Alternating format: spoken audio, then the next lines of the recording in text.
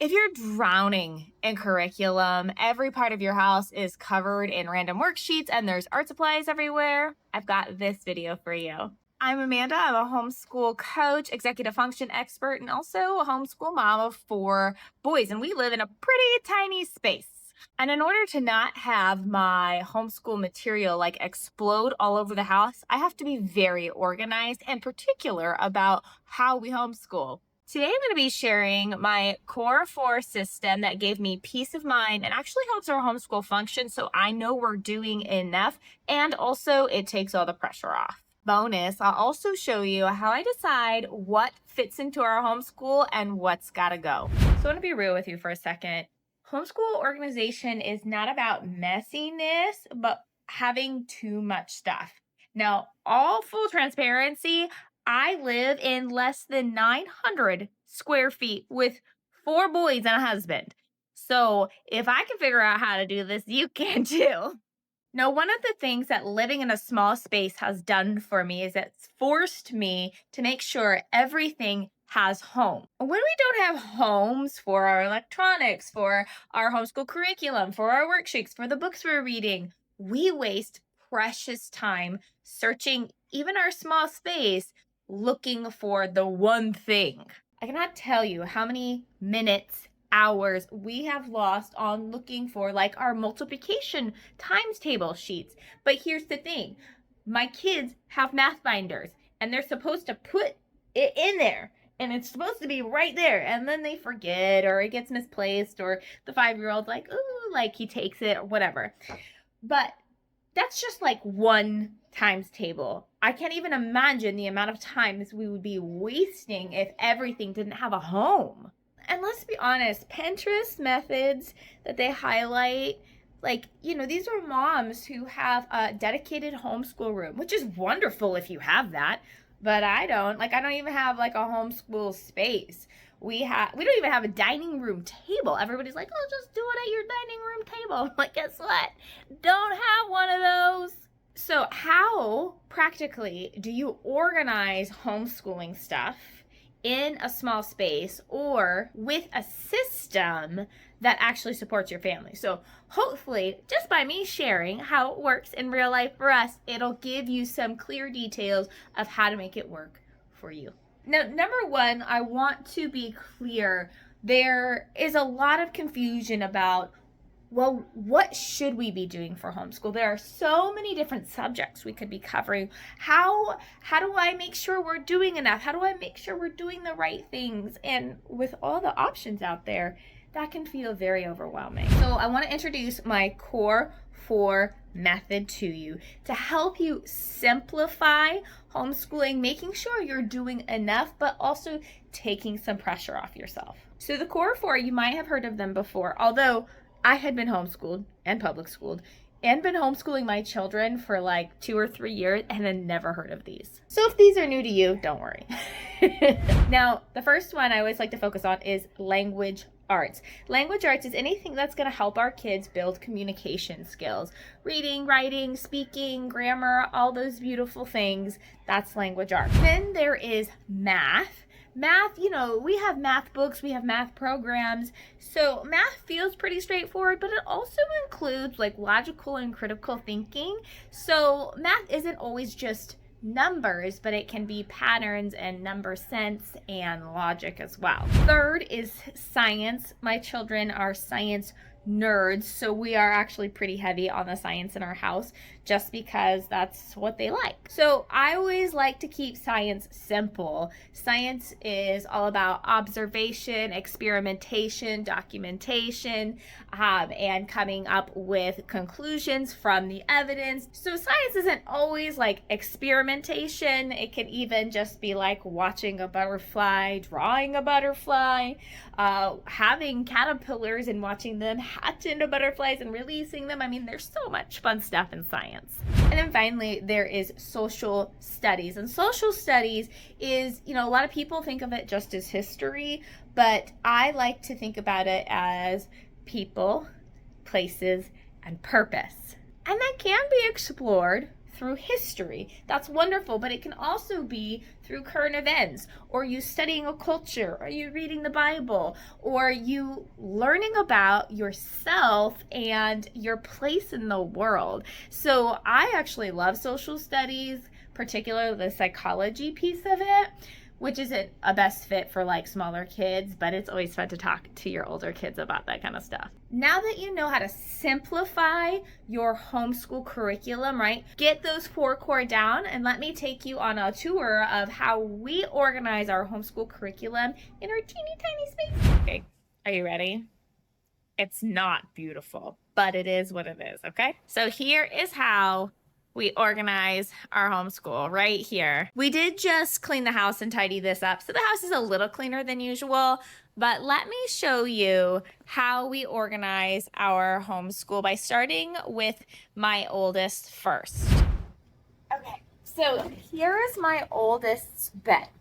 You will not find math in here because he has been using teaching textbooks for a little bit. He's really enjoying it. So he does have a math binder right here, but there's no math in here. He has really been enjoying teaching textbooks. Now, for language arts, my kiddos are doing this right now. They're finishing up essay writing by Here to Help for Learning. Now, I have some thoughts about this curriculum, but what I have really loved about it is how they teach kids how to write essays and be creative. And so let me just show you one of them. I mean, they've taught him about poetry, a play. Gosh, there's been so many options. But one of the things I really love about it is these short writes that it has, and then it's got this wonderful rubric down here to help you grade. So this is one of the things that I absolutely have loved about this curriculum in particular. And then for science, he'll be doing chemistry, and he'll be doing an online course from Journey Homeschool Academy. We have absolutely loved them. I've got a link for them below if you want to check them out. They're Christian and just phenomenal videos and great labs that come with them. And then one final little thing he's working on, he's got a side project. He's working on a YouTube channel, so when he's 13 he can launch it. So that's just a little bit of the extra stuff he's got in his bin. Now let's look at the other side of the spectrum, right? That was my 12-year-old's bin. He is doing a lot of different high school work, except for maybe the essays. This is for my 5-year-old. Now, I have loved the good and the beautiful for everything, basically until like 3rd or 4th grade. And then when we get there, I like to deviate and go with my gut as far as curriculum. But my little 5-year-old, he is doing kindergarten language arts from the good and the beautiful, and he's also doing kindergarten math. So he loves it. I love it. It's super simple and easy. For anybody who's 2nd grade and younger, I only suggest focusing on language arts and math. So that's really all he does. But I do have a Bible devotional for him in case he wants to read it. We are working on a little bit of extra handwriting from Handwriting Without Tears. And then sometimes he just likes to do workbooks on his own, so I've got a brain quest that he likes to go through. Before I bring up the next curriculum, I want to tell you the way I decide if something goes in the bin or not, right? One, is it part of the core 4? If it's not, like, I'm not worried about it. The second thing I decide if it goes in the bin is if it fits, right? There are so many good things we could do with curriculum, but if it doesn't fit in the bin, we're not doing it for homeschool. I ain't got time for that. I have 4 children and I work. Like, it's just not happening. Alrighty, let's go look at my second son. He is currently 10. My second son is also using the essay writing from Here to Help Learning. Initially, it was really challenging for him to get his thoughts out on paper. He's not quite as loquacious as the other kids are. And so this has really helped him in learning how to get his thoughts on paper just by practice. And he's been really creative with the stories they've suggested in here.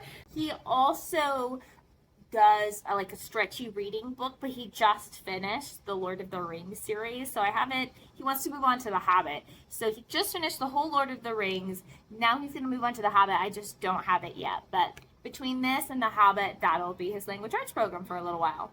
I also, find that 10 years old is kind of a pivotal time in a boy's life. And so we're talking a lot about friendships and his character. So this is kind of just some side bits that we're working on. If you wanted to label them, it would probably be social studies, maybe a little bit of language arts, but I just want to give him a little extra TLC in the area of self-development. So we'll be using these in and out of the year, maybe once a week, maybe every other week. We're not going to hit them too hard, but I want to make sure we're developing his character and thinking through how to choose friends well. Now, if you are in the Pacific Northwest and you're looking for a history curriculum that's all about the Pacific Northwest, oh my gosh, this is the best curriculum I have ever had. Like, it makes me so excited to learn about the Pacific Northwest. So it's from a Christian worldview perspective, and I mean, it's amazing. I'm not an affiliate, but I will link to Sparrow Homeschool below. She's just an incredible woman, and this is, I mean, my son has absolutely loved this curriculum. I'm having my oldest go through it this year too. So this son is doing Good and the Beautiful Math 6. He will potentially move on to Math 7, but I am considering teaching textbooks. The only reason I'm hesitant is because he doesn't always write down his math problems, which I think is a really important skill to have before you go digital.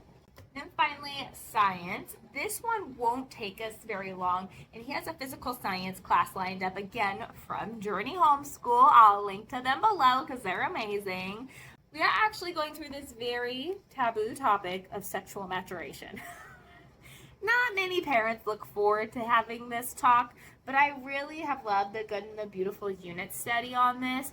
It keeps things technical and very biblically based and being modest and honoring each other's bodies. And so I have absolutely loved this curriculum. I used it with my oldest, now I'm using it with my second. And if you are looking for some support in talking about sex with your growing kids, check this one out. It's definitely a favorite. So let's go ahead and move on to my final kiddo, my 8-year-old. So he is just finishing up Math 4. He will be doing Math 5 here in the next couple weeks, but I need to order it.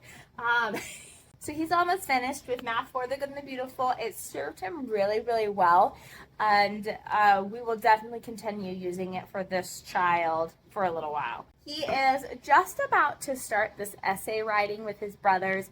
He's been using the Good and the Beautiful until recently, and it's time for him to shift gears and really begin his writing journey. So I'm excited to see how he responds to the curriculum, but he will be using this one just the same as his big brothers. Now, these are not technically science or social studies, although you could argue you could put them in the social studies realm. But this kiddo's extra, so he's just got to have extra things to do. So he's got a Bible study he can read, a Bible devotional. He's got a drum kit to go and play with. He also has this, which, let me tell you something. If your kiddo is diagnosed with ADHD, or you're like, I think they might have it, but I don't need a diagnosis because my mom gut tells me something.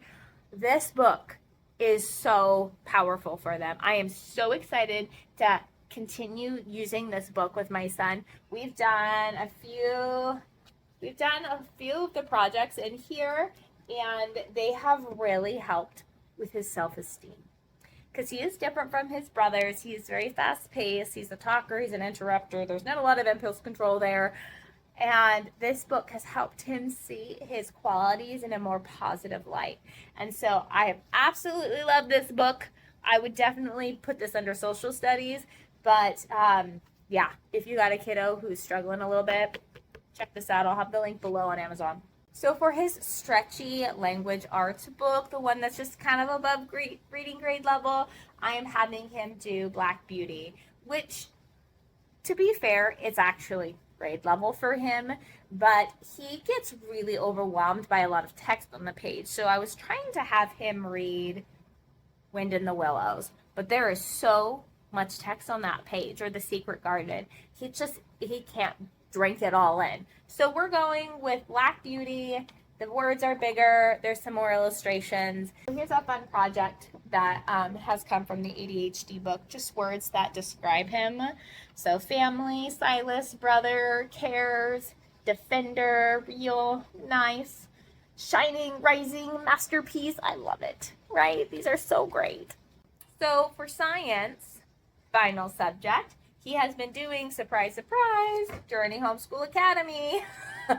He's been doing the elementary biology portion. He's actually almost done with it. This is a recent project he did in echinoderms, maybe, or some kind of worms. I'm actually not sure.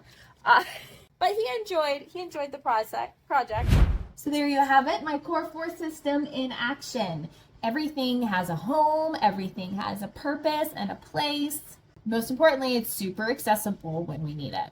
Now, if you look at this and you think, oh my gosh, she's got 4 kids and everybody's got different curriculum and I'm starting from chaos.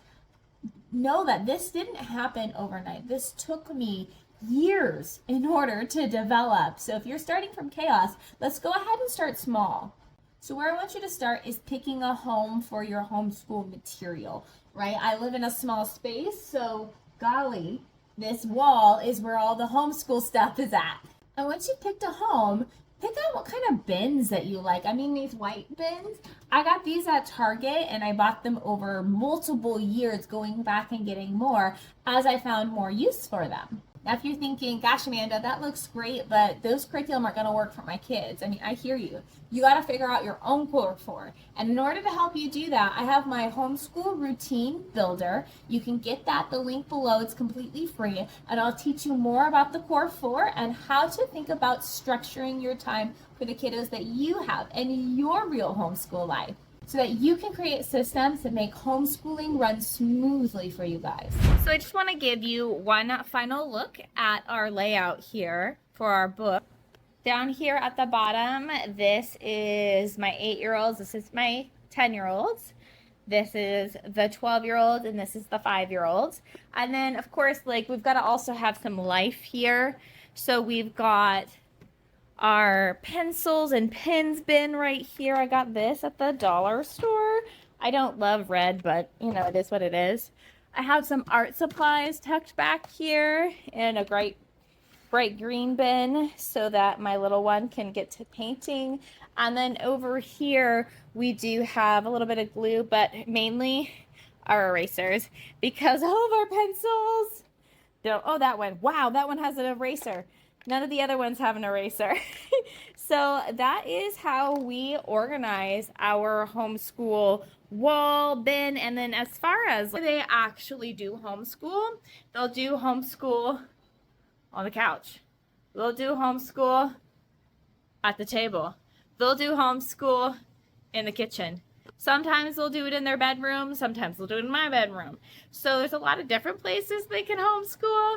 But as far as the organization, it's all right here. Everything has a home. We know where to go look for it. That is going to be key to setting up your homeschool organization solutions.